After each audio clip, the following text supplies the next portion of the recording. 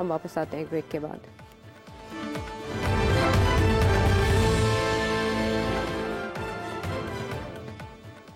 Welcome back. مقامی politics کی بھی کچھ بات کر لیتے ہیں جس میں پولیٹیکل انسٹیبلٹی، اس کی ذمہ داری کس پر عائد ہوتی ہے، یہ تو ایک بہت بڑی بحث ہے، لیکن اس سے رانا ثناء اللہ صاحب نے تھوڑا سمیٹ دیا. ان کی سٹیٹمنٹ یہ بتا رہی ہے کہ ایک ہی وجود ہے جو پاکستان میں سیاسی عدم استحکام کے سبب ہے، اور وہ ہے عمران خان صاحب کا وجود.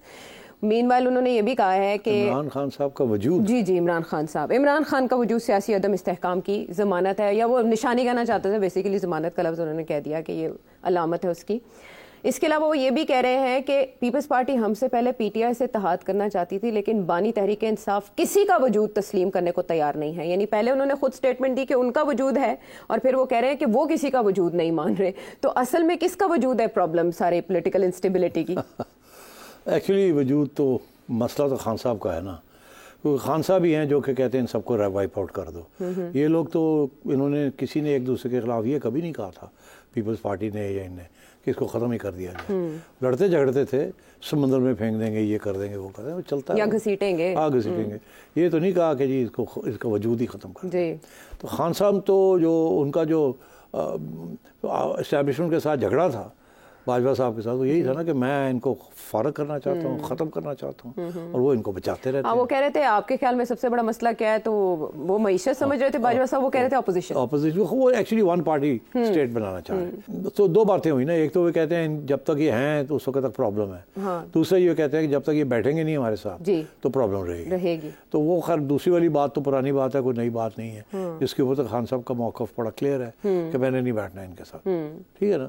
اب تو یہ بھی کہتے ہیں میں نے اسٹیبلشمنٹ کے ساتھ نہیں بیٹھنا، پھر دوسرے دن کہتے ہیں میں تیار ہوں، بات تو کریں.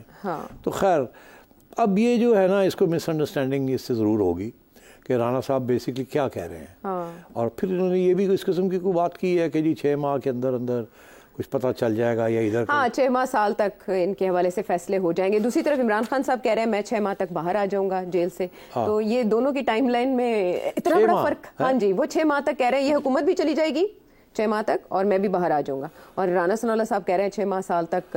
تو پھر اس کا مطلب ہے کہ کوئی نہ کوئی فیصلے تو کرنے پڑیں گے نا اسٹیبلشمنٹ کو. وہ فیصلے تو ان کے ہاتھ میں ہیں، خان صاحب کے ہاتھ میں تو نہیں ہے. وہ تو بیٹھے ہوئے ہیں، وہ تو بیٹھے رہیں گے.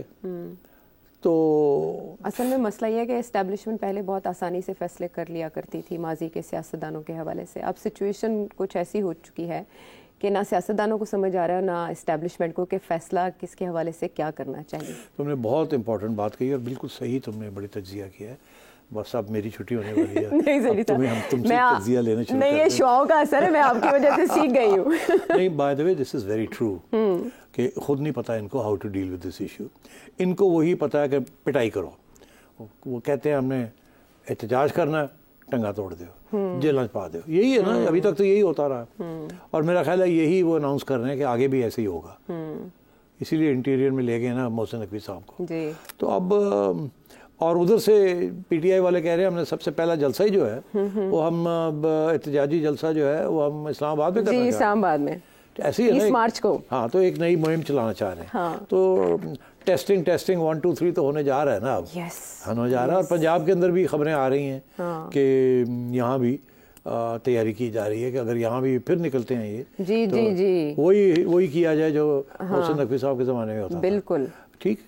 اور اسی لیے ڈاکٹر صاحب کو بھی میرا خیال ہے کوئی آج وہ ایوارڈ بھی مل گیا. بالکل صدارتی ایوارڈ آج ملا ہے ڈاکٹر عثمان انور صاحب کو خدمات کے اعتراض سروسز رینڈرڈ. سو مطلب ہے کہ میرا خیال ہے کہ اشارے تو کلیئر ہیں کہ اسٹیبلشمنٹ کیا کرے گی، اور جو 2 گورنمنٹس ہیں پنجاب میں اور اسلام آباد میں، ان کا رویہ کیا ہوگا ٹورڈز پی ٹی آئی. ابھی تو یہی ہے کہ توڑی ایسی تیسی. ٹھیک. اور ابھی تک یہ توڑی ایسی تیسی جو ہے نا اٹ ہیز ناٹ فیلڈ. وہ صرف الیکشن میں فیل ہوگی، مگر وہ تو پھر لوگوں نے نکلنا ہی تھا، چھپ کر کے جا کے ووٹ ڈالنا تھا. مگر جہاں جہاں انہوں نے احتجاج کرنے کی کوشش کی ہے آؤٹ سائڈ کے پی، تو وہ اٹ ہیزنٹ بین سکسیسفل. اور یہاں لوگ ڈر گئے ہیں. اور لیکن کے پی میں اس سے پہلے، معذرت آپ کی بات کاٹنے کے لیے، اس سے پہلے کے پی میں جب بھی احتجاج ہوا تو کیئر ٹیکر سیٹ اپ تھا. اب تو وہاں پر گنڈا پور صاحب کی حکومت ہے نا. اور جب یہ احتجاج شروع کریں گے، 3 بار احتجاج کی کال پہلے دی تو کوئی بڑا امپیکٹ کریٹ نہیں ہوا، لیکن اب کی بار کور کمیٹی کے اجلاس میں بڑے احتجاج کی فیصلہ کیا گیا.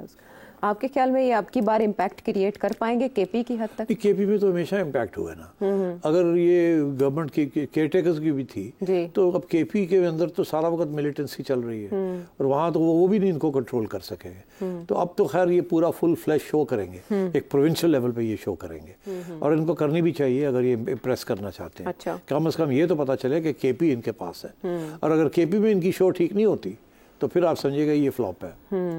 تو لوگ تو ادھر دیکھ رہے ہوں گے کہ وہ کتنا بڑا پروٹیسٹ کرتے ہیں. مزہ ہے نا کہ وہاں 5 لاکھ بندہ نکلے اور ڈرونز چل رہی ہیں اور دیکھے سارا شہر بند ہے اور ہر گلی کوچے میں لوگ باہر نکلے ہوئے ہیں اور اتنا بڑی پروٹیسٹ ہو رہی ہے. That would be impressive.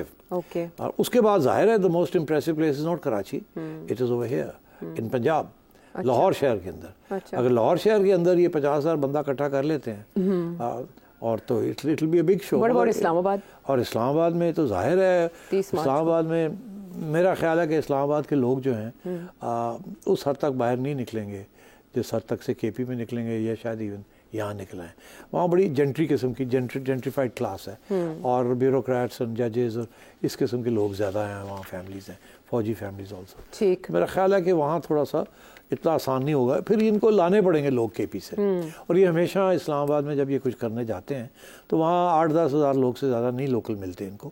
یہ پھر اس پشاور سے لوگ لے کے آتے ہیں اور کے پی سے لوگ لے کے آتے ہیں, اور جب یہ ٹھیک ٹھاک لوگ لے آتے ہیں تو مسئلہ بن جاتا ہے ایڈمنسٹریشن کے لیے, اور جب یہ ٹھیک ٹھاک لوگ نہیں لا سکتے, 1000-2000 ہی لاتے ہیں, تو پھر مسئلہ مطلب ڈیل کر لیتی ہے اسلام آباد ایڈمنسٹریشن.